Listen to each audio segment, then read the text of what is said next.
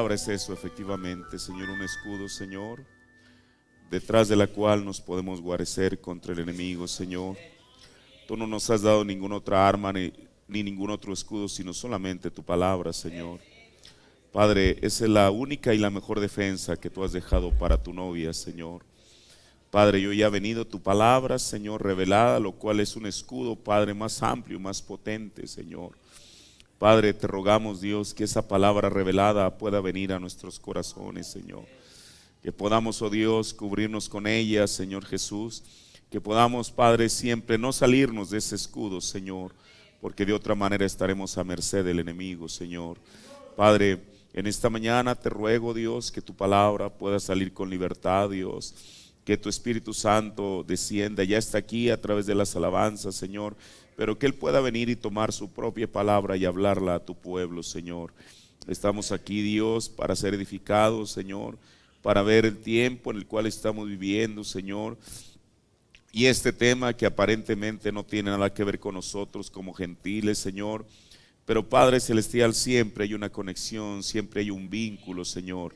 Así que yo te ruego que en esta mañana tú abras nuestro entendimiento a tu palabra, Señor. Y que, Padre, que ella edifique nuestras vidas, Señor. En el nombre del Señor Jesucristo pido estas cosas. Amén. Dios bendiga a cada uno de ustedes en esta mañana. Bienvenidos en el nombre de nuestro Señor Jesucristo. Tomamos la escritura en el libro de Romanos, el capítulo 11, verso 25 en adelante. Romanos 11, 25.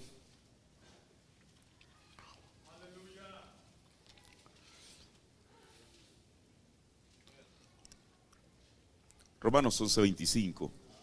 Porque no quiero, hermanos, que ignoréis este misterio, para que no seáis acerca de vosotros mismos arrogantes, que el endurecimiento en parte ha acontecido en Israel hasta que haya entrado la plenitud de los gentiles, y luego todo Israel será salvo, como está escrito: vendrá de Sión el libertador, que quitará de Jacob la impiedad, y este es mi pacto con ellos cuando quitare sus pecados. Así que en cuanto al evangelio son enemigos por causa de vosotros, mas cuanto a la elección son muy amados por causa de los padres. Amén. Tomen su asiento. En esta mañana quiero continuar con este tema, el endurecimiento de Israel en parte. Este es el sermón número 6 y quiero tomar como un subtítulo, quiero titularle la dispersión judía. Quiero traer un poquito a su memoria lo último que estuvimos viendo la vez pasada respecto a esto. Realmente estamos viendo ahorita lo que es la historia de Israel, antes de Cristo y luego en tiempos de Cristo, para luego traerle eventualmente hasta nuestros días, porque queremos no solamente estudiar lo que es el pasado, sino lo que es el presente y lo que es el futuro del pueblo de Dios, del pueblo de Israel. Ahora, cada una de estas cosas, de luego que estamos hablando, las quiero traer a manera de enseñanza, de tal manera que las podamos, yo confío en el Señor que las podamos entender. La otra vez nos quedamos en la destrucción de Jerusalén por Tito. Pero ¿qué sucedió después de esto? ¿Qué fue lo que pasó? Mire, la profecía de Jesús se extendió más allá del sitio de Jerusalén. Ya vimos en Mateo 24, donde Jesús dijo que Jerusalén, mejor dicho, eventualmente sería rodeada por ejércitos. Pero ¿qué fue lo que sucedió? Mire, Mateo 24 es un paralelo de Lucas 21. Y en Lucas 21 yo quiero tomar una parte a la cual se refiere Jesús y que Mateo no expresa. Mire, en Lucas 21, el verso 24, voy a leer detenidamente. Un solo versículo contiene tantas cosas, hermano, para hacer que la palabra de Dios sea verdad, que las palabras de Jesús sean verdad. Mire, a mí me agradó tanto lo que estábamos escuchando el viernes. Claro que el profeta se refiere a Jesucristo, pero uno siempre lo trae un paralelo a nuestro tiempo, ¿verdad? Cómo es que había gente que tenía sus argumentos para no creer en Jesús. Pero bueno, nosotros, y eso de alguna manera nos trae, porque los espíritus son los mismos argumentos que la gente manejaba en aquel entonces, son los mismos argumentos que la gente tiene hoy en día, no solamente para no creer el mensaje, sino eventualmente para desacreditarlo. Los espíritus no cambian. Mire, y esto de los judíos, vamos a aprender algunas cosas que de alguna manera a uno le traen un cierto reflejo de hoy en día. Bueno, ¿Qué fue lo que sucedió más allá después de la destrucción de Tito? En Lucas 21:24 el Señor está diciendo, y caerán a filo de espada.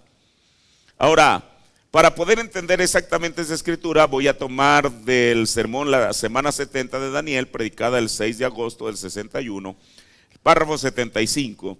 El profeta dice, ¿de qué está hablando él?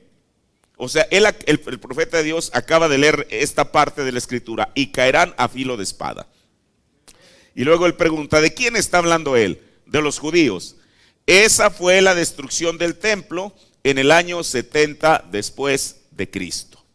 Ahora, en esta mañana voy a tomar parte y la gran mayoría de la historia, porque solamente a través de ello podemos entender los acontecimientos. Voy a citar algunas fuentes que tengo aquí para que lo podamos entender. Mire, la destrucción de Jerusalén apenas era el comienzo de lo que el pueblo judío, ya vimos la vez antepasada, cómo es que ellos pidieron, o la vez pasada pidieron la sangre de Jesús sobre ellos y sobre sus hijos. Entonces, esto que estaba sucediendo apenas era el comienzo. Mire, en el verano del año 70, al cual el profeta se refiere aquí, de la era cristiana, o sea, después de Cristo, habiendo liquidado virtualmente todos los focos de resistencia, los romanos finalmente comenzaron a marchar hacia Jerusalén. Rodearon la ciudad y la sometieron a un sitio. Eso ya lo dijimos la vez pasada. Los romanos sabían que si lograban destruir Jerusalén, entonces destruirían el alma de la rebelión, porque Jerusalén era el centro de la vida espiritual de los judíos. El salmista había dicho que si me olvido de Jerusalén, que mi lengua se pegue al paladar. Todas esas maneras tan hermosas que hablaban de Jerusalén solamente venían a acrecentar el amor de los judíos por aquella ciudad. Entonces, el general romano Tito, él estaba plenamente consciente de eso, que ir, sitiar, pero no solamente sitiar, sino destruir Jerusalén, era enterrar una daga en el corazón de la fe judía. Ahora, previo a esta gran revuelta judía, miren nada más para que ustedes se den una idea, Jerusalén tenía entre 100,000 y 150,000 habitantes. Previo a su destrucción, la ciudad amurallada de Jerusalén era considerablemente más grande que la ciudad vieja de hoy. Lo que hoy en día existe de la ciudad vieja de Jerusalén, en aquel tiempo, en el tiempo de Jesús, era mucho más grande.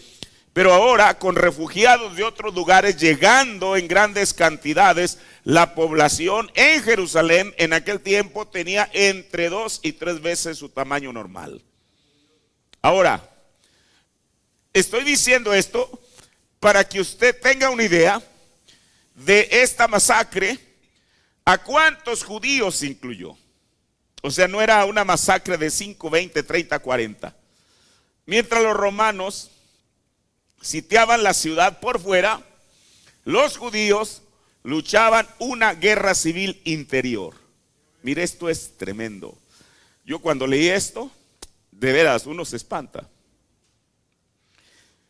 O sea, para los judíos no era suficiente de que tuvieran al ejército romano en contra de ellos. Y sabe usted, todo esto era por causa de su incredulidad a las palabras de Jesús.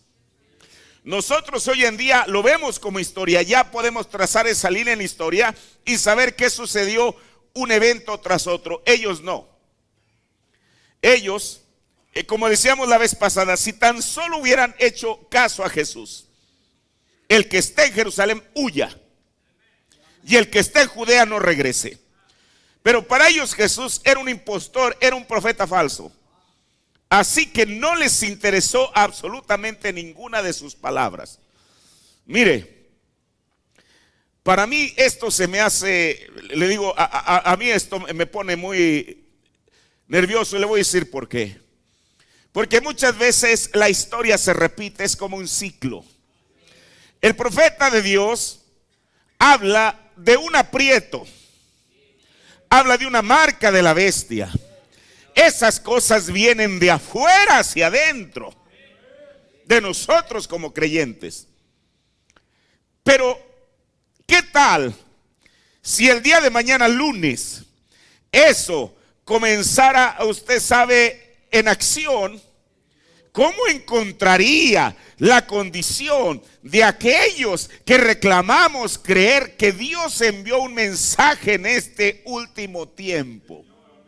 Mire, vamos a ver un poco a Tito en qué consistió, pero entremos al corazón de Jerusalén.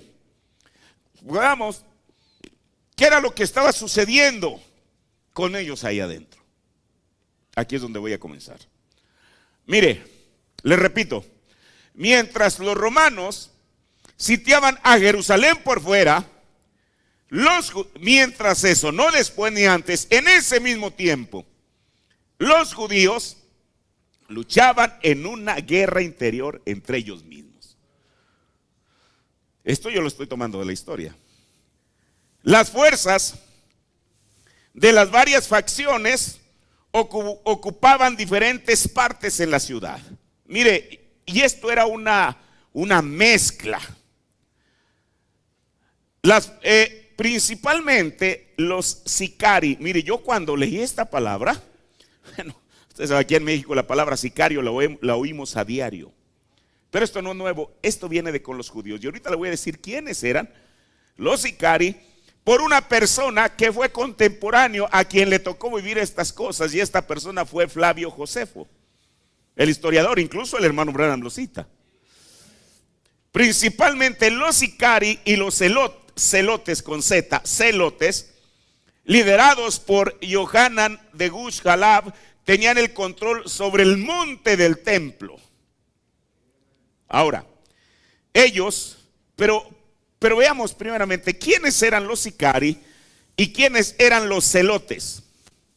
Flavio Josefo dice en su libro La guerra de los judíos, en la página 132, él dice: y limpiadas aquellas tierras de esta basura de hombres, levantábase luego otro género de ladrones dentro de Jerusalén. Estos se les llamaba matadores o sicarios, porque en el medio de la ciudad y al mediodía solían hacer matanzas de unos y otros. Mezclábanse principalmente en los días de fiesta entre el pueblo, trayendo encubiertas sus armas o puñales, y con ellos mataban a sus enemigos, mezclándose entre los otros. Ellos se quejaban también de aquella maldad, y con este engaño quedábanse sin que de ellos se pudiese sospechar algo, muriendo los otros. Mire, esta parte es probable que no la conociéramos. Que dentro de los judíos, los adoradores a Jehová, estuviera este tipo de delincuentes, los sicarios.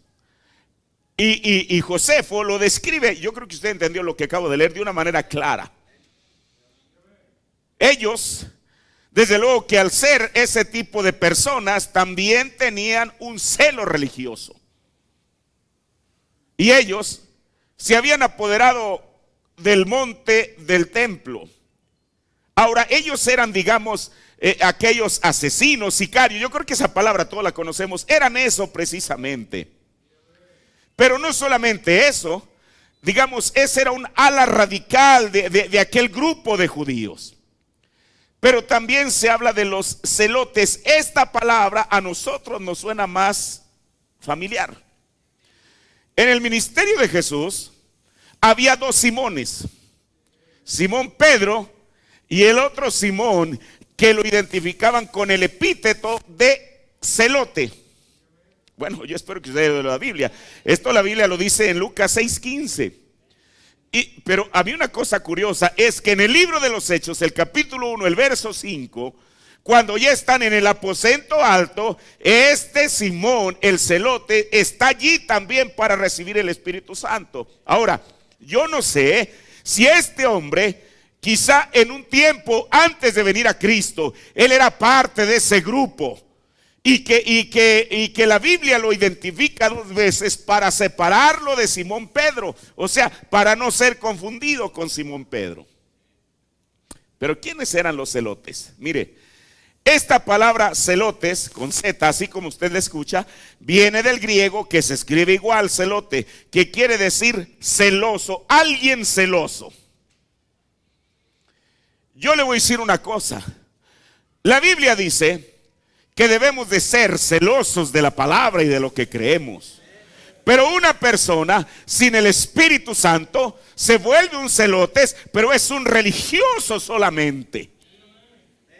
¿Por qué? Porque no encuentra el balance. Hoy en día, en los círculos del mensaje está lleno de eso. Gente que es celosa, pero realmente están en el extremo.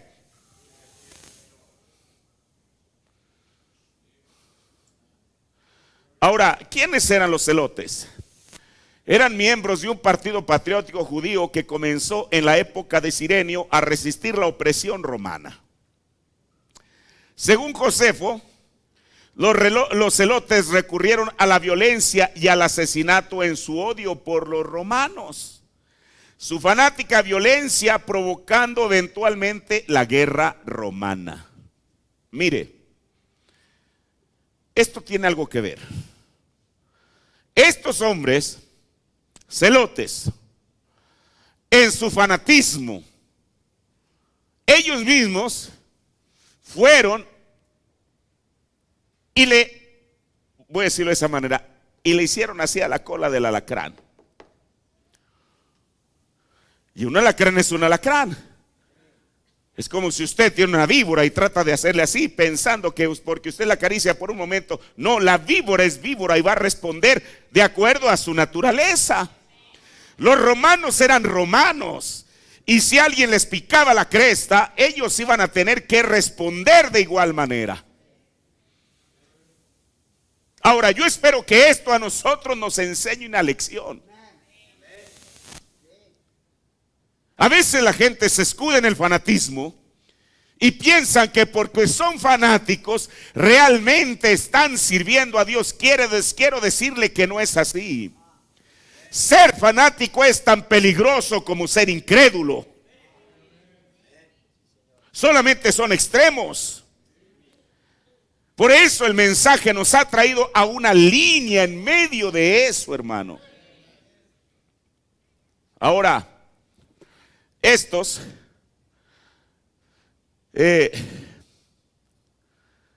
ese fue el papel que jugaron. Pero eso no es todo. También se dio una extraña alianza, y yo le voy a decir por qué extraña. Una extraña alianza entre los fariseos y los saduceos. Esta alianza no venía, o más bien, no se dio circunstancialmente en el tiempo de Tito. Esta alianza se había dado en el tiempo de Jesús, para que saduceos y fariseos gritaran: crucifíquenle. Eran el agua y el aceite. Unos creían en la resurrección y el otro y en ángeles y en espíritus, y los otros no creían en eso. Pero cuando se trató de unirse con un fin común, que era pedir la crucifixión de Jesús, lo hicieron. Esas uniones estaban vinculadas o cimentadas en intereses perversos. En el tiempo de Tito encontramos a esos dos grupos radicales antagónicos que no se podían mezclar.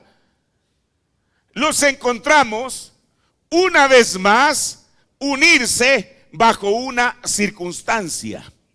¿Y cuál era la circunstancia que los había llevado a unirse? Es porque tenían el enemigo fuera de la ciudad. Ahora, por un lado, aquí están los sicarios y los celotes. Ya le dije quiénes eran. Aquí están, en el grupo religioso, están los saduceos y los fariseos. Estos eran los radicales, los sicarios eran los matones, los celotes eran los provocadores. Estos, al ser de la casta o élite religiosa, digámoslo así, eran más moderados.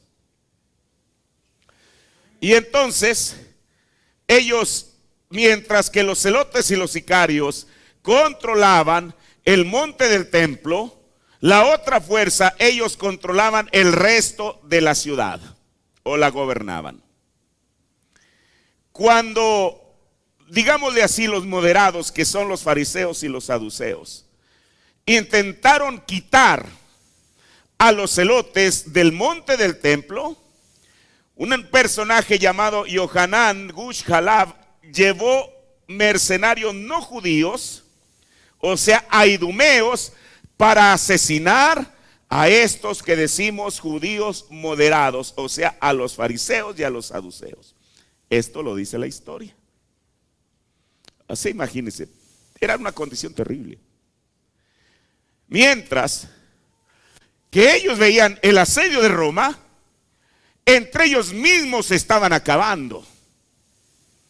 Hermano, y esto a nosotros ojalá y nos deje una lección que aprender.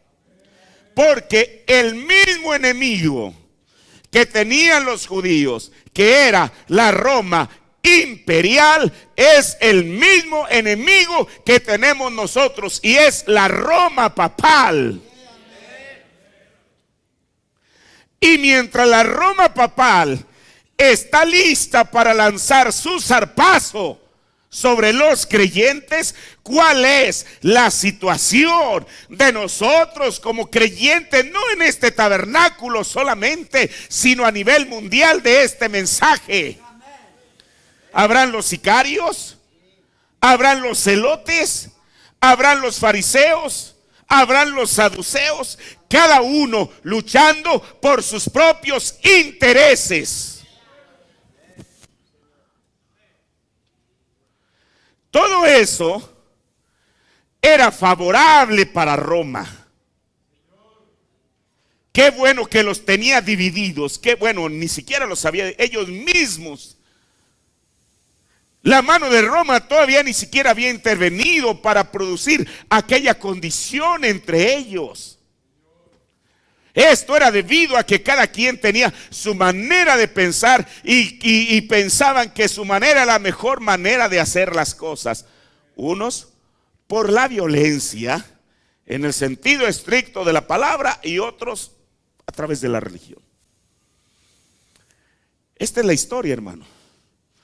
Dijo por ahí un personaje que aquel que no recuerda su pasado está condenado a repetirlo. Ahora, mientras eso estaba sucediendo dentro de la ciudad, esta realidad que yo le estoy hablando, Tito estaba afuera listo para atacar.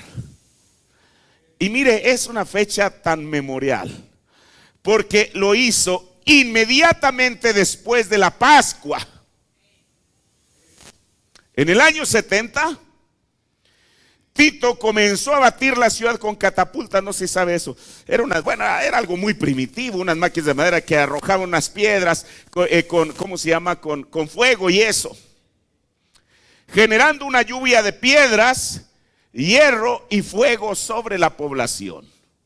Para entonces, hermano, los defensores de la ciudad, es que aquí se mezclaron tantas cosas. La otra vez vimos lo que el profeta nos dice, que estaban hambrientos, lo que ellos hicieron. Pero el hecho de estar hambrientos no les quitaba el que su carácter de judío siguiera permaneciendo. Entonces, para entonces, los defensores de la ciudad estaban debilitados por el hambre y por esa lucha interna de la cual estamos hablando. Siendo este último factor, o sea, la lucha interna, el principal factor de su debilitamiento. Pero con todo y eso, a Tito le llevó 2 meses de intensa lucha hasta que consiguió traspasar las murallas de la ciudad que llegaban al monte del templo. ¿Cuándo sucedió esto? Esto sucedió en el día 17 del mes hebreo, que es el mes de Tamuz. Tamuz es en nuestro calendario como si fuera julio. Y el 9 de agosto, o sea, el 9 del mes Ab, así, el 9 del mes Ab, que es agosto, el templo fue incendiado por completo. Mire, cuando uno lee esto, uno no puede evitar pensar de lo que viene sobre la iglesia. Destruir la ciudad, como yo le decía, era clavar una daga en la fe de los judíos. Pero destruir el templo era algo todavía más terrible para ellos. ¿Por qué? Porque en el templo estaba la Shekinah gloria. El templo de los judíos era completamente distinto que el templo ahí en Atenas, Grecia, el Partenón. Aquel era un templo pagano. Este era el templo, aunque Dios no habita en templos hechos de mano, pero él le había dicho a Moisés que él se encontraría con él en la oscuridad. O sea, si destruir Jerusalén era clavar una daga en el corazón, destruir el templo era clavar otra daga en el alma del judío. Tito sabía eso. Sabía las repercusiones que iba a traer sobre ellos. Hagamos este razonamiento.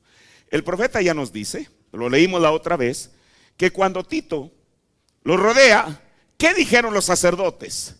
Vayamos al templo, tengamos un culto de oración y Jehová nos va a librar de todo esto.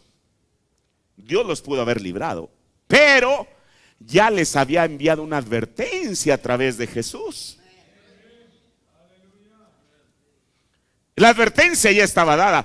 Dios no podía cambiar su plan por un culto de oración, porque Él ya había dicho lo que había determinado hacer. Hoy en día, nada, ni nadie absolutamente va a cambiar lo que Dios ya ha determinado hacer.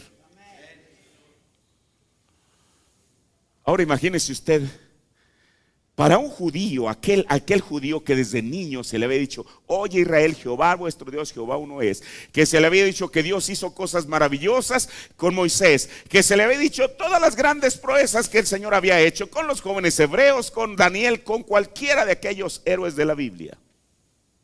Y de pronto ver que el mismo Dios al cual ellos servían o reclamaban servir, se queda cruzado de brazos en el cielo, mirando cómo destruyen su propia ciudad y su propio templo.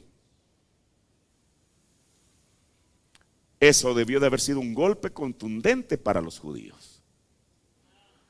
Decir, Jehová, ¿por qué no nos respondes si nosotros somos tu pueblo? Somos el pueblo elegido de Dios.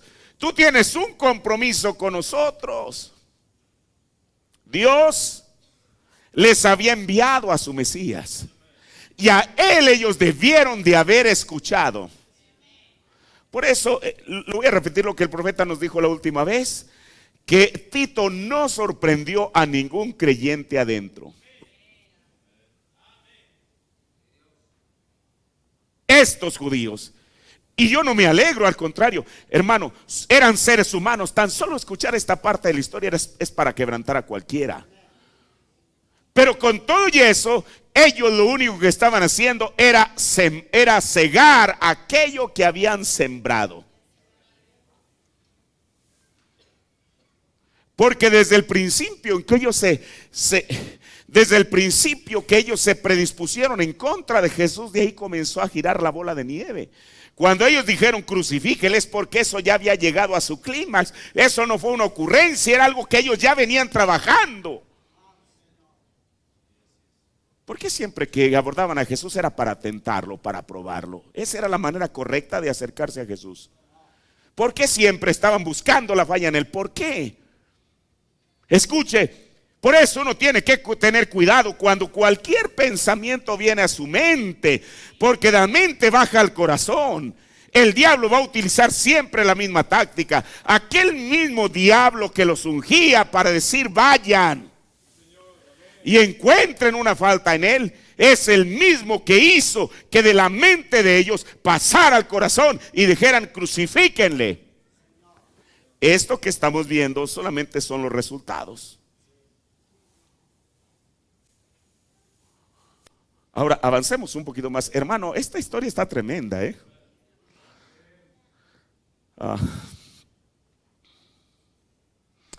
Entonces, el 9 del mes de Av, o sea de agosto, el templo fue incendiado por completo. El templo ya no estaba. Jerusalén había sido conquistada y Roma, un pueblo pagano, había hecho valer su poder y había aplastado la gran revuelta de los judíos. Ahí en Jerusalén. Ahora escuche. Parecía que iba a haber quietud, pero nada más alejado de la realidad. Porque continuaron las revueltas judías y no fue sino hasta el año 132 al 133 cuando Simeón Bar Kokhba dirigió una resurrección contra los romanos. Esta revuelta fue motivada por los esfuerzos del emperador romano Adriano de romanizar Judea. ¿Qué era romanizar Judea? Que los judíos podían entrar en Jerusalén solamente una vez al año, y también les prohibió el rito de la circuncisión, aquello que venían trayendo de generación a generación desde el tiempo de Abraham. Pero esta rebelión, mire, y uno podría decir: Señor, pero ellos estaban luchando por un legítimo derecho, a ser libres, a quitarse el pie de Roma de ellos. Es verdad. Pero aún en su legítimo derecho, había escrituras que habían que cumplir. Mire, porque ahorita apenas tomamos lo que Jesús dijo: y caerán a filo de espada. Mire, ¿cómo es que unas 5 letras o las que sean de un versículo comprende tanto? Esta rebelión fue organizada por Simeón Bar Kokhba con el respaldo de Akiba ben Yosef, uno de los rabinos más influyentes de ese periodo. Akiba, qué cosa. Akiba proclamó a Bar Kokhba el Mesías o líder político que los judíos creían que sería enviado por Dios para restaurar a Israel y reinar justamente sobre la humanidad. Mire, yo he leído argumentos el por qué los judíos no creen que Jesús es el Mesías. Y aparentemente sus argumentos parecen contundentes, pero la realidad muestra lo contrario. Ellos habían rechazado al Mesías verdadero, pero la Biblia dice que en el libro de los Hechos, que vinieron otros llamados Mesías. Porque ellos veían, aunque la Biblia dice que sería llamado príncipe de paz, ellos creían que el Mesías efectivamente vendría a establecer la paz sobre la tierra, pero esa paz iba a estar cimentada en la violencia, o sea, en quitarse a los romanos del cuello a como fuera. Todos sabemos que aún Juan presentó a Jesús como aquel que traía el aventador en su mano, aquel que había de venir a separar el trigo de la cizaña. Pero cuando él ve a Jesús desarrollar un ministerio distinto, mismo Juan, el precursor, dice: vayan y díganle que si él es, eso esperamos a otro. Entonces, ellos proclaman a este hombre Bar Kokhba como el Mesías o líder político, que ellos creían que era el enviado de Dios para restaurar a Israel y reinar justamente sobre la humanidad. Usted sabe que aún los discípulos, ya en el libro de los Hechos, en Hechos 6, un poco antes, en víspera de que Jesús se vaya, ellos le preguntan: Señor, ¿restaurarás el reino de Israel a este tiempo? O sea, ¿qué quiere decir? Que los judíos, aún con el conocimiento que tenían del ministerio de Jesús, ellos creían en el Mesías como un restaurador. Y quiero decirle que el Mesías efectivamente viene para eso. Algún día el Mesías se sentará en el milenio como el príncipe de paz, trayendo 1000 años de paz sobre la tierra. Ahora, pero regresemos al tiempo, aquel tiempo. Con este ejército, este personaje de nombre Bar Kokhba derrotó a los romanos y capturó Jerusalén, 50 pueblos y muchas aldeas. Entonces quizá la gente lo veía como el caudillo. Oh, por fin encontramos a nuestro Mesías, aquel que realmente está regresándole su dignidad a Israel, que una vez recaptura Jerusalén, o la captura, y 50 pueblos y muchas aldeas. Pero eso era temporalmente, porque según la historia, finalmente el emperador Adriano envió una fuerza bajo su general Julio Severo. Mire, y el apellido llevaba todo. Después de una larga campaña, los romanos masacraron al ejército judío en Betar, cerca de Jerusalén, en agosto, otro agosto, pero ahora del año 135. ¿Y sabe una cosa?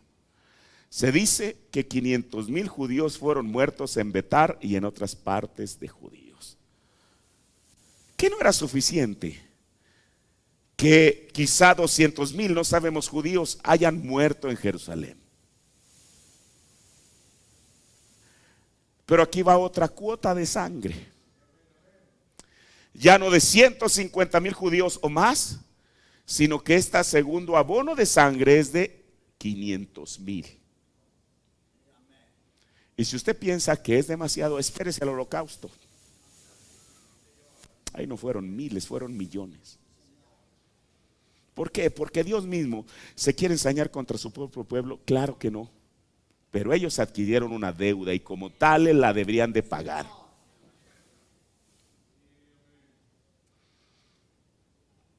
Pero mire, la sangre no fue todo, sino que miles de mujeres y niños fueron vendidos en esclavitud para cumplir exactamente lo que dijo Jesús. Le voy a decir algo. Cuando José fue vendido en esclavitud, eso fue el inicio para que Jacob y sus descendientes, ya vimos esa historia, fueran a dar a Egipto. O sea, para que dejaran su tierra y emigraran a otra tierra. Aquí no era un solo personaje, mire qué cosa. José, una sola persona que fue vendida, hizo que una familia o toda una parentela llegara a Egipto. Aquí no era una sola persona vendida, sino que literalmente eran mujeres y niños vendidos en esclavitud. Y uno dice, bueno, pero ¿para qué? ¿Qué no era suficiente ya tanto muerto, guerrero que había? Faltaba cumplir parte de lo que Jesús dijo. Y usted dice, ¿dónde dijo Jesús eso? En Lucas, aquí mismo, 21-24, Jesús dice, y serán llevados cautivos, ¿a dónde? No a Roma, sino a todas las naciones. Estas y otras represalias tomadas por los romanos obligaron a muchos judíos a abandonar Judea y a establecerse en Asia, Europa y el África en aquel entonces. Unos fueron llevados cautivos, pero otros fueron obligados a tener que dejar Jerusalén, a tener que dejar Judea para ir a Asia, Europa y el África. Y sabe una cosa, como Jesús dijo, no que iban a ser llevados cautivos a Europa, sino a todas las naciones, eventualmente cruzaron el Atlántico para llegar a América. Los judíos que en esta mañana están en Polanco o en cualquier parte de la Ciudad de México, ni siquiera están porque ellos quieren, están porque están cumpliendo lo que Jesús dijo.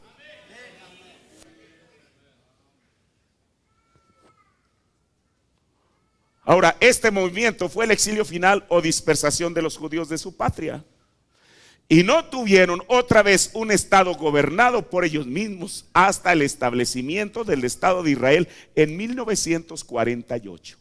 que en este año se cumplen 70 años. Yo le decía en una ocasión, 70 años, 1948. Ahora mire, yo tampoco, yo soy un predicador serio, hermano. ¿A qué me refiero? Yo no estoy sacando cosas de aquí para ilusionar al público. Hermano, eso es natural. Son 70 años en este 2018, que fueron 70 años que ellos estuvieron cautivos en Babilonia. Entonces así fue como Israel se esparció en todo el mundo.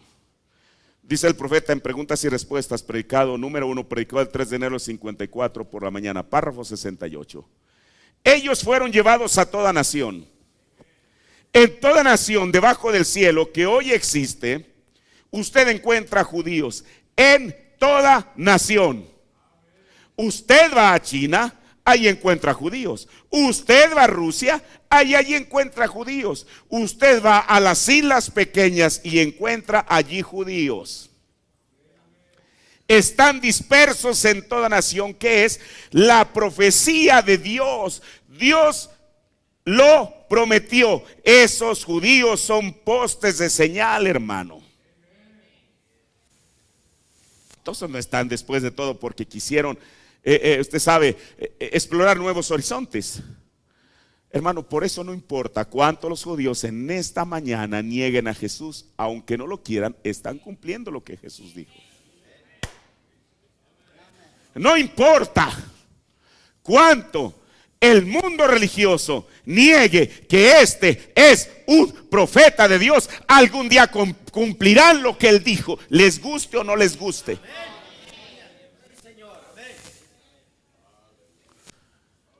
En el sermón la semana 70 de Daniel, párrafo 75, el profeta de Dios está leyendo esa misma escritura: y serán llevados cautivos a todas las naciones. Dice él: ahora recuerden, no solo allá en Babilonia, no solo allá en Roma, más bien, ahora recuerden, no solo allá a Babilonia, no solo allá a Roma, sino a todas las naciones. Ahí es donde el judío está hoy, por todas las naciones. Escuche, hermano, ¿no es tremendo ver que un solo versículo de la Biblia contenga tanto? Pero allí no termina todo. Lucas 21:24 otra vez termina diciendo: y será hollada de las gentes hasta que los tiempos de las gentes sean cumplidos. Voy a volver a leer este versículo. Y voy aquí yo meter esta palabra: y Jerusalén, porque a esa ciudad se está refiriendo. Y Jerusalén será hollada, pisoteada de las gentes hasta que los tiempos de los gentiles sean cumplidos. En Preguntas y Respuestas sobre Hebreos, parte 2, párrafo 521, dice el profeta: ahora Jesús dijo que la ciudad de Jerusalén sería hollada por los gentiles hasta que la dispensación gentil. Y luego le hace un paréntesis: ahora ustedes que no creen en dispensaciones, ¿qué de esto? Hasta que la dispensación gentil terminara. Y cuando la dispensación gentil finalice, y mire lo que él dice, el tiempo de los gentiles finalice. O sea,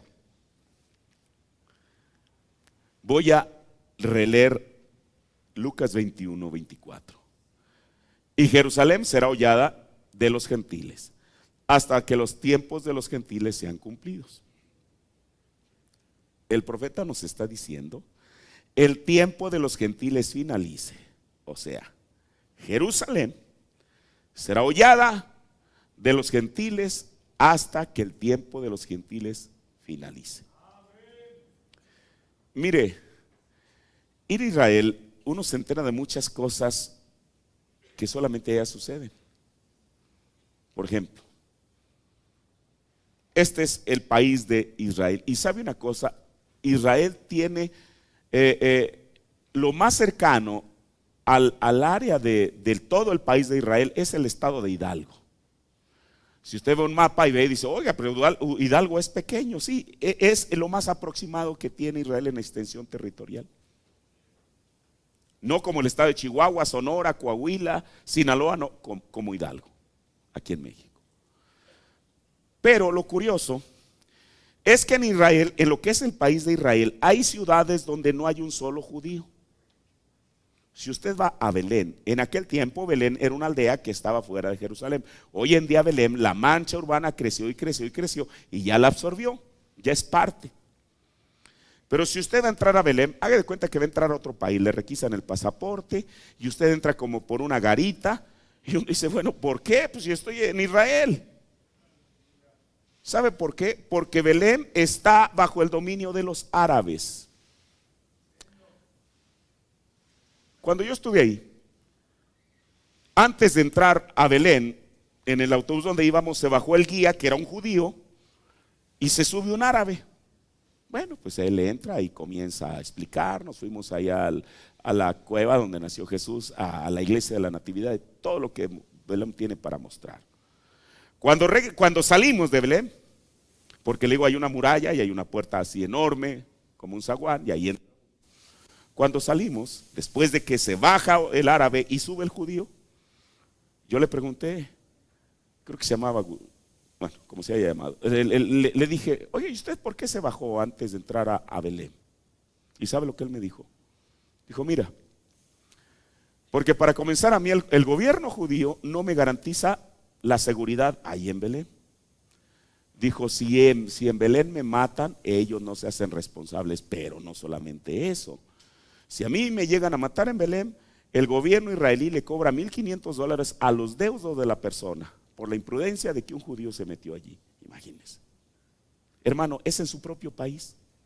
Es como si usted fuera, bueno, voy a imaginar una ciudad de Aguascalientes y que estuviera así. Y que un mexicano no puede entrar a Aguascalientes, hermano, parecería algo ilógico. Pero ¿sabe una cosa? Tampoco en Nazaret hay judíos. Por lo mismo, yo recuerdo que entramos ahí un sábado por la tarde y en cuanto el guía se bajó del autobús, unos niños árabes, unos adolescentes como de 12 años, no sé qué cosa le dijeron, ya que el hombre a ser judío seguramente le respondió con un lenguaje a lo mejor un poco más elevado. Yo como no entendía, pues dije, qué bueno. Pero eso fue lo que pasó, hermano. Ahora, escuche. En Jerusalén, ahí conviven, entre comillas, árabes, judíos, gentiles, es más, hasta iglesias pentecostales hay ahí, incluyendo las católicas. ¿Por qué?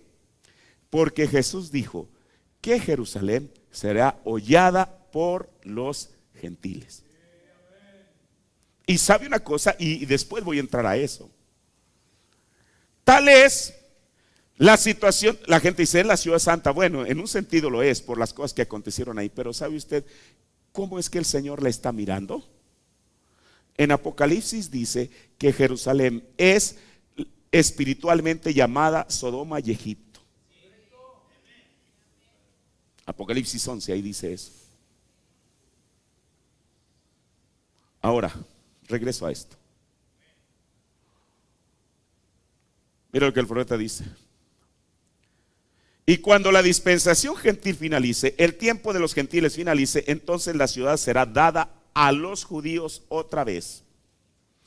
Y Jesús fue más adelante y dijo de la generación, él dijo, cuando viereis a la higuera dar sus brotos y todos los otros árboles dando sus brotos, dijo, sabéis que el verano está cerca.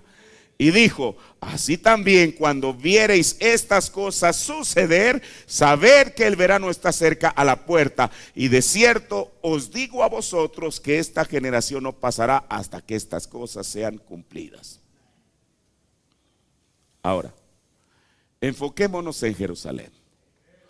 Uno no puede separar al pueblo judío de su ciudad. Le vuelvo a repetir lo que dijo el salmista, es tan preciosa esta escritura. Mire, yo aquí tengo, bueno, este separador precisamente lo traje de Israel, y aquí dice algo tan tremendo del Salmo 122 que dice, orad por la paz de Jerusalén.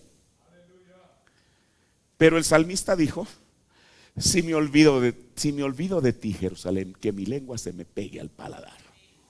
Así lo dijo. Eso muestra que el Señor les dijo que nunca se olvidarán de esa ciudad. Pero ahora, en esta parte de lo que estamos hablando, ¿cómo vemos a Jerusalén? como una ciudad en ruinas y llena de escombros. Pero por si esto no fuera poco, vamos a ver cómo es que Jerusalén ha sido hollada para cumplir las palabras de Jesús. Dijimos que la última rebelión que ellos tuvieron aquí fue en el año 135. Ya, aquello se acabó. Quizá Jerusalén durante 200 años quedó como una ciudad en ruinas. Yo le voy a decir algo. Cuando la Biblia habla de la destrucción de aquella Babilonia del Antiguo Testamento, dice que será morada de hurones, de toda ave inmunda. Hoy en día de Jerusalén, perdón, de Babilonia, en Irak, lo único que queda es el Sigurat. Aquella han reconstruido lo que ellos piensan que fue como los cimientos de la Torre de Babel. Mire, es algo terrible, hermano. Ya veíamos una vez que ahí fue donde estuvo el huerto del Edén, donde Dios hizo, qué cosa, donde Dios estableció su cuartel general aquí en la tierra con Adán. Satanás vino y erosionó eso. Hermano, esto parece terrible. Para él establecer su cuartel general en el mismo sitio. Yo no sé si usted cree eso. Por eso la Biblia se refiere también a Babilonia como albergue de todo tipo de aves inmundas y aborrecibles. Parecía que el Señor le estaba dando parecía que Satanás le estaba dando una bofetada a Dios, decirle: oye, mira, tú en un tiempo aquí en la tierra pusiste a un hombre y desde aquí tú ibas a establecer o a dirigir tus asuntos a través de Adán. Aquí él iba a hablar la palabra, iban a venir los hijos de Dios y todo lo demás. Pero mira ahora, ¿quién es la autoridad? El jefe soy yo.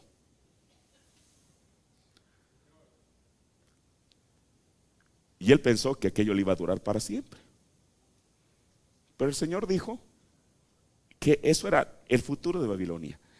Pero trayéndola a Jerusalén, en 2 años, 200 años, no 2 años, 200 años, aquella ciudad, bueno, queda desolada. Mire usted lo que debió haber sido una ciudad descuidada durante 200 años. Pero lo que había dicho Jesús de todas maneras se tenía que cumplir, que Jerusalén iba a ser hollada por los gentiles. ¿Cómo comenzó eso? Y aquí otra vez voy a manejar algunas fechas. En el año 330, del año 330 al 634, prácticamente durante 300 años, Jerusalén estuvo dominada por los bizantinos. O sea, los gentiles estaban, como dice la Biblia, hollando Jerusalén. En el año 636, los musulmanes conquistan Palestina, convirtiendo a Jerusalén en su tercera ciudad santa después de la Meca y Medina.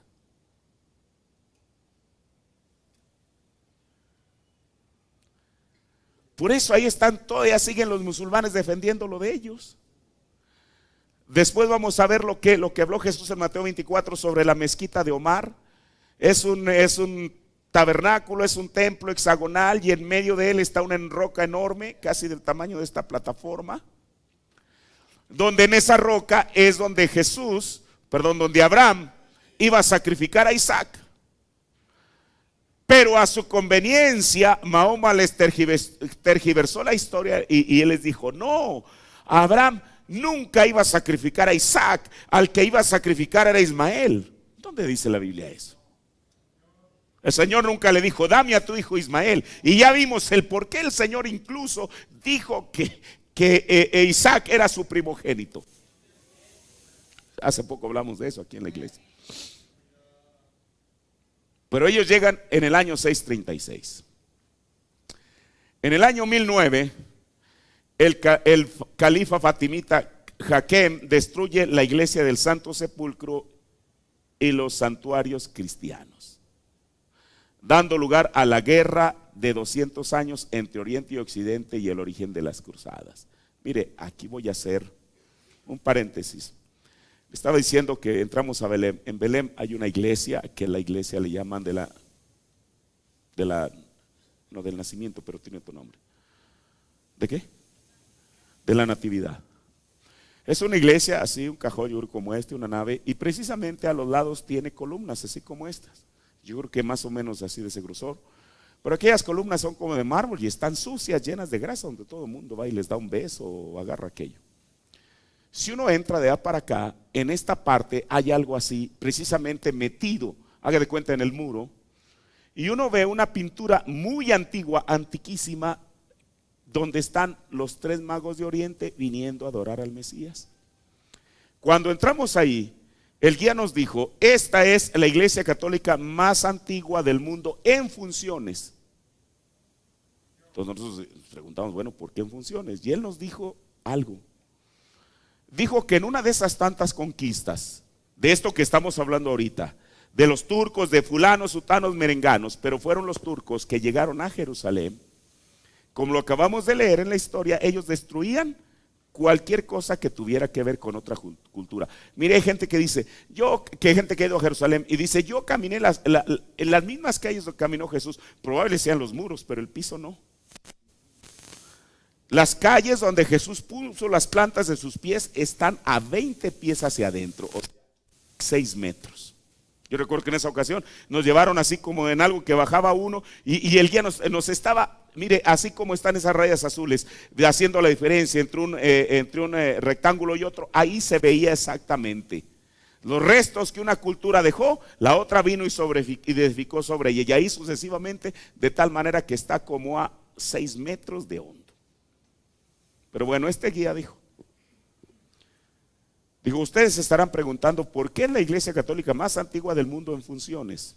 Y él nos dijo eso: cada vez que Jerusalén era invadida, los invasores destruían aquello que estaba y sobre ello ellos reedificaban. Y él nos dijo, ¿por qué esta iglesia no? Digo, cuando entraron los turcos, al entrar por la iglesia, quizá con el afán de destruirla, ven a su mano derecha hacia arriba y ven aquella pintura. Dijo, y ellos, cuando vieron la manera y los rasgos con los que pintaron aquellos personajes que están supuestos a ser los 3 magos de Oriente, ellos los reconocieron como parte de su cultura y determinaron que aquel lugar era un lugar sagrado y nunca lo destruyeron. Que hasta esta mañana, bueno, allá ya es tarde, si usted fuera allí, es exactamente la misma iglesia. Esa iglesia data como del año 300 y algo después de Cristo. Ahora, regresando a esto.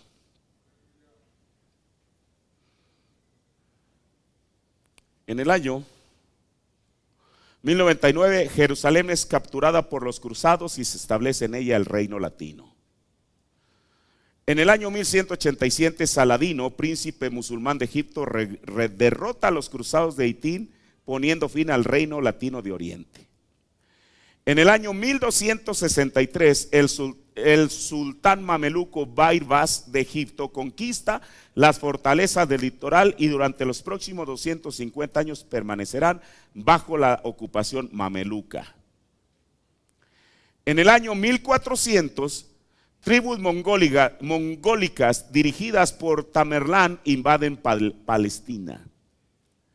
En el año 1517, conquista de Palestina por los turcos durante 4 siglos forma parte del Imperio Otomano.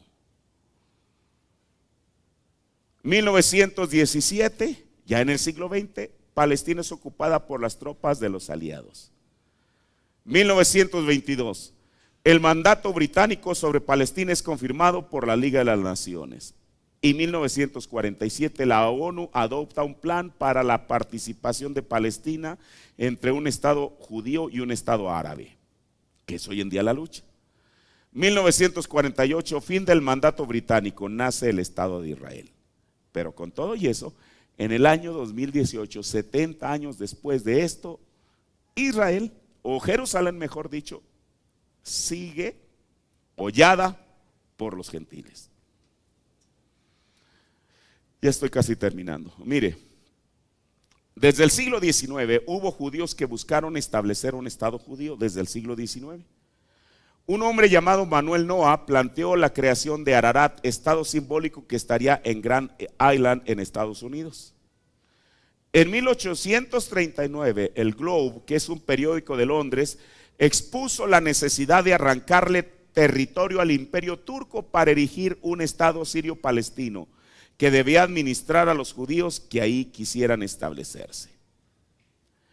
En 1840, el Neuhadad, publicación berlinesa, llegó a decir que el estado judío debería de crearse en Arkansas u Oregon en los Estados Unidos. En 1862, Moisés Hess propuso el regreso a Palestina, donde debería fundarse una sociedad socialista. En 1896, Teodoro Herz publicó un panfleto titulado El Estado Judío, abogando por el establecimiento de un Estado judío. Mucha gente a esto le llama la profecía de Herz. Incluso yo tengo este libro, el Estado Judío, el panfleto. Ante esta propuesta, Herz se topó con la propuesta de establecer los judíos en Uganda, o sea, en África. Incluso el gobierno inglés llegó a ofrecer un lugar en Egipto. Imagínense, un lugar en Egipto para los judíos. Esta propuesta, desde luego, fue rechazada con estas palabras: ya hemos estado allí. Ahora, todo esto que le estoy diciendo, ¿por qué? Porque aquí ya se atisbaba, ya se dejaba ver una pequeña luz que hablaba de que los judíos deberían de tener su patria.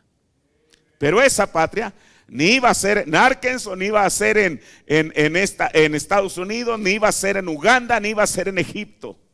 Tenía que ser en su propia tierra. Aquellos hombres llegaron a tener apenas una pequeña inspiración, pero eso no iba a venir en el tiempo del hombre, sino en el tiempo de Dios. Esto es maravilloso, hermano. Ahora, otra cosa es el odio generalizado hacia los judíos. Mire, yo le decía que tengo un artículo buenísimo que escribieron los judíos que se llama ¿Por qué a los judíos? Y ellos ahí explican de este odio que se generalizó ante ellos. Mire, parte del odio ha sido generado por la Iglesia Católica, porque ellos han querido establecer en Jerusalén un segundo Vaticano. Por eso, mucho del odio, por eso de ahí la leyenda del judío errante, esas tonterías, todo ese tipo de cosas que mucho de ello ha sido inspirado por la Iglesia Católica. Que porque sí crucificaron a Jesús, ellos lo están crucificando 10 veces más. Ahorita estamos viendo el por qué.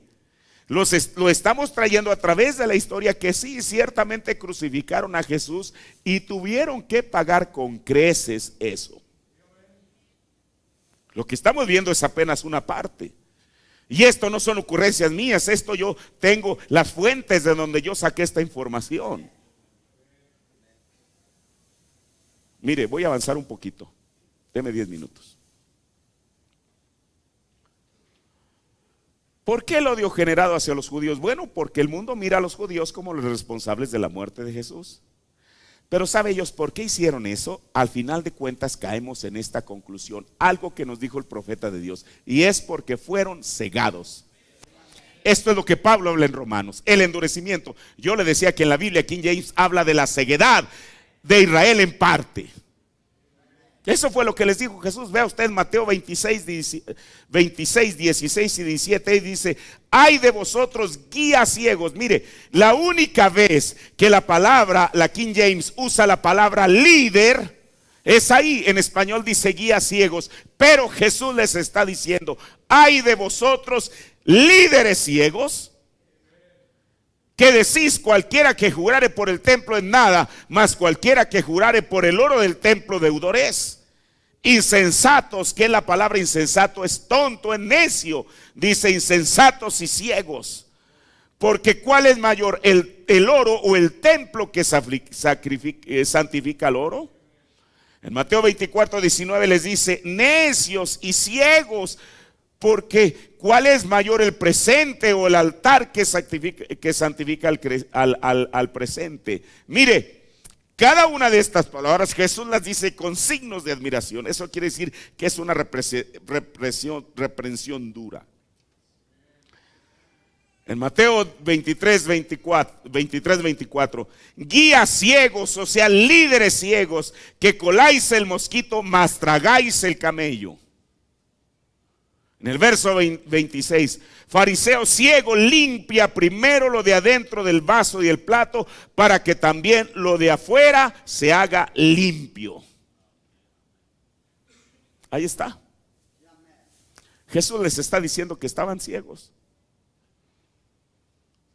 Pero mire, los judíos solo fueron vistos desde el punto de vista natural, o sea, como los culpables de la muerte de Jesús. Pero mire lo que dice el profeta en el segundo sello, párrafo 102.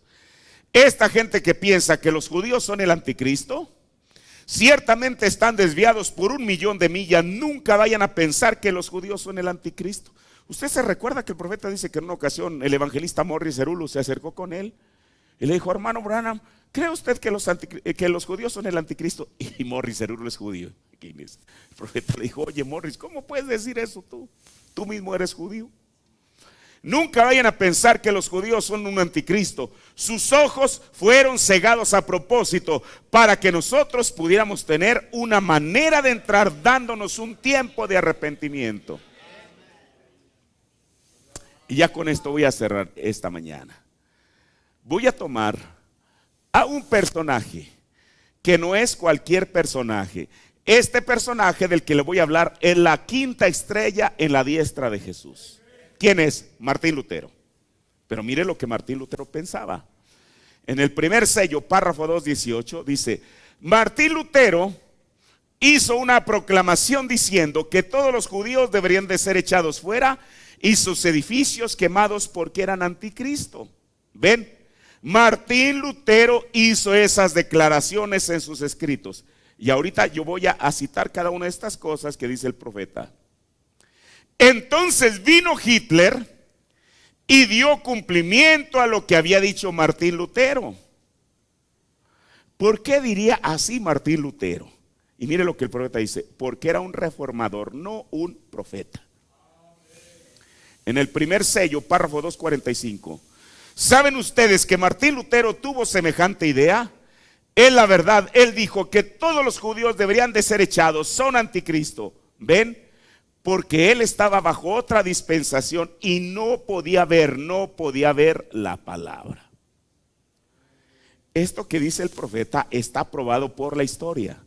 Ahorita le voy a citar dos fuentes, pero mire, la pregunta es: si Martín Lutero, siendo quien era, ¿por qué asumió esa actitud hacia los judíos? Aquí está el antecedente. Mire, regresemos al tiempo de la Reforma.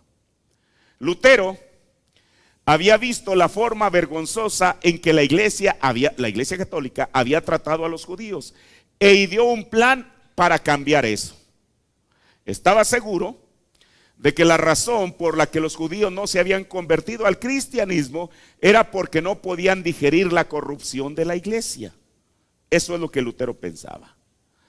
Ahora los judíos verían que los protestantes eran diferentes y que serían amables con ellos, y entonces todos los judíos se convertirían en cristianos. Y mire, Lutero mismo escribió un libro que se titula Que Jesucristo fue judío, y mire lo que él dice. Refiriéndose al clero de la iglesia, él dice: porque ellos han tratado a los judíos como si fueran perros y no seres humanos. No han hecho nada por ellos sino maldecirlos y capturar sus riquezas.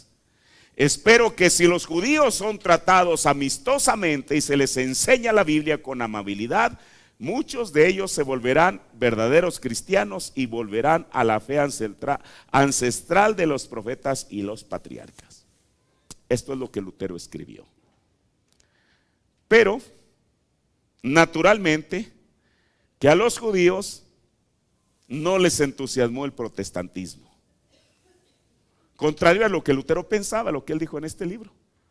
Más bien, los judíos, aquellos que eran ortodoxos, tenían su lealtad precisamente a lo que eran ellos, al judaísmo y a la Torá. O sea, la Torá son los 5 libros de la Biblia. La lealtad de ellos al judaísmo y a la Torá no tenía nada que ver con lo desagradable que fueran los cristianos con ellos. Para los judíos, escuche, para los judíos el cristianismo había sido una religión falsa desde su comienzo, y lo único que hizo el comportamiento de los cristianos durante los años siguientes fue probar ese pensamiento de ellos. Ahora Martín Lutero reforzaría aún más ese argumento. Le voy a decir por qué. Porque apenas los judíos rechazaron la tentativa de Martín Lutero de acercamiento y no comenzaron a convertirse en masa, Lutero, quien se tomó ese rechazo como personal, se transformó en uno de los antisemitas más violentos de la historia. Y aquí está unas de las declaraciones a los que el hermano Branham se refiere en los sellos en contra de los judíos. Mire lo que dijo primeramente Lutero, espero que me estén entendiendo. Bueno, dice, los judíos no aceptan el cristianismo porque han visto la corrupción de la iglesia de Roma y que los tratan peor que perros. Pero si cambiamos nuestra actitud hacia ellos, seguramente ellos se van a convertir. O sea, los protestantes. Cuando Lutero no espera, o más bien no ve los resultados esperados de los judíos hacia el protestantismo, con ese mismo amor que los ama, es con ese mismo odio que...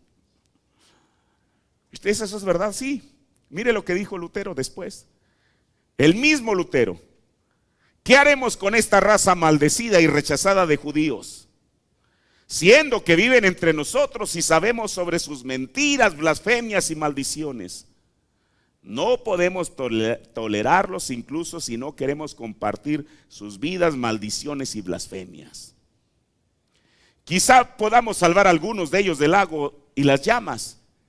Déjenme darles mi honesto consejo. Y el honesto consejo, lo voy a entrecomillar, de Lutero tenía 9 puntos.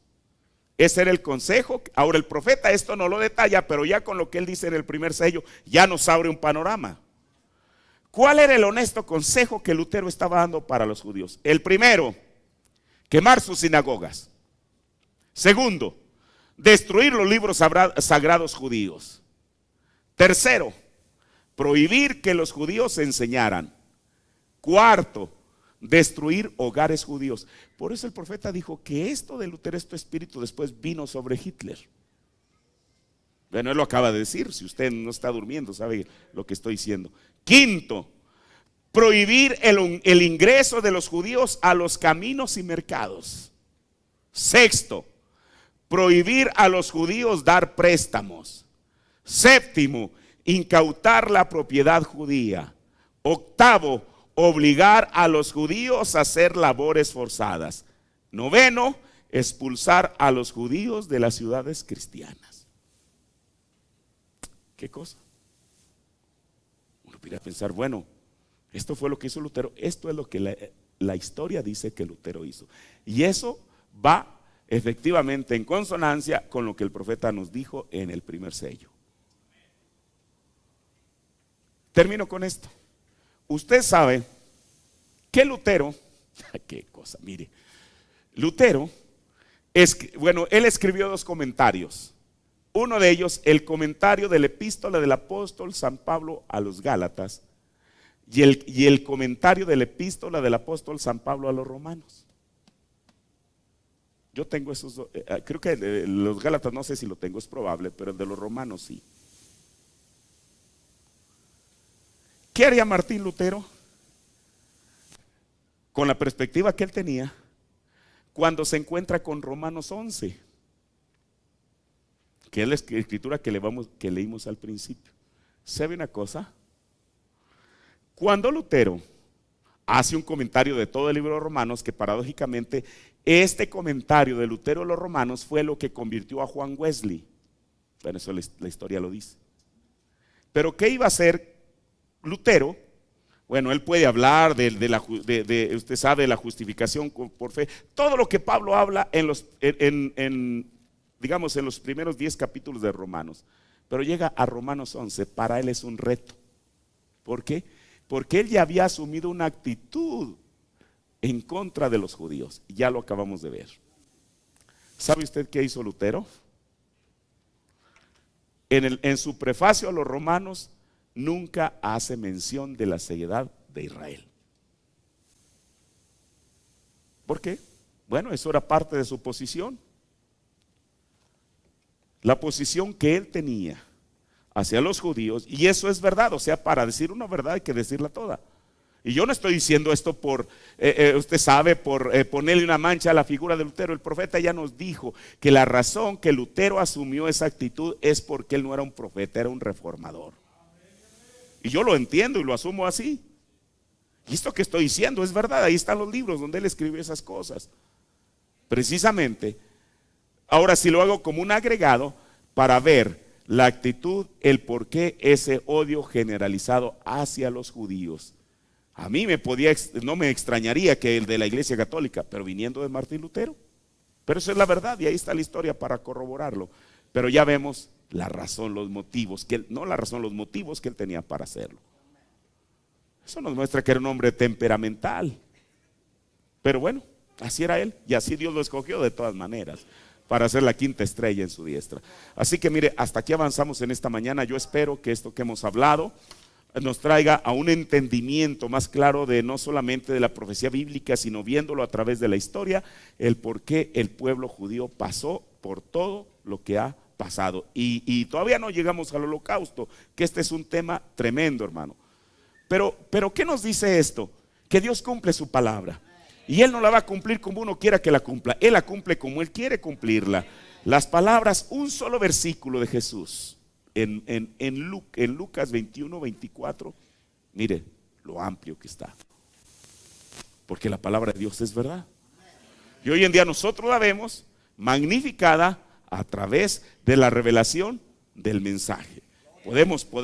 Por eso podemos ver esta parte de los judíos en su justa dimensión, porque hoy en día vino un mensaje a revelarla. Vamos a ponernos de pie, vamos a agradecerle a nuestro Dios. Padre, yo te agradezco en esta mañana por esta porción de tu palabra, Señor. Padre, por esto que tu palabra dice y que aún la historia, Señor, lo corrobora, Señor Jesús. Padre, y uno no está diciendo esto, Señor Jesús. No estamos diciendo para tratar, Dios, de menospreciar a los judíos, porque ellos siguen siendo tu pueblo, Señor. Pero solamente estamos viendo esa parte de la escritura y de la historia, oh Dios, para ver, Señor Jesús, cómo es que el precio que ellos tuvieron que pagar fue muy alto, Padre. Pero sin embargo, Señor Jesús, oh Dios, tú todavía los tienes dentro de tu plan. Hemos visto estas cosas y todavía hay tantas cosas que ver en tu palabra. Todo el Antiguo Testamento habla de ellos y parte del Nuevo Testamento, Señor. Padre, porque sigue siendo tu pueblo, Señor Jesús. Nosotros, como dijo Pablo en este mismo capítulo, somos la oliva silvestre, Señor.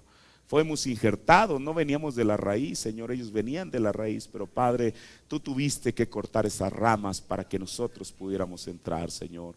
Después de todo, Padre, aun cuando quizá los judíos se quieran desentender de los gentiles, nosotros no nos podemos ni debemos desentendernos de ellos, Señor Jesús, porque después de todo, la misma raíz que sustenta, Señor Jesús, aquello es la misma raíz que nos está sustentando a nosotros, Padre. La misma vida, el mismo Dios, aquel Jehová convertido en Jesucristo.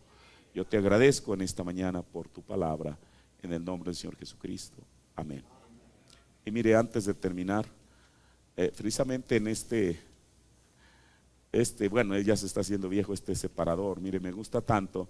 Aquí viene un versículo de Romanos 11, 18, donde dice: es la raíz aquella que te sustenta. Y bueno, qué apropiado, ¿verdad? Porque eso es una gran verdad.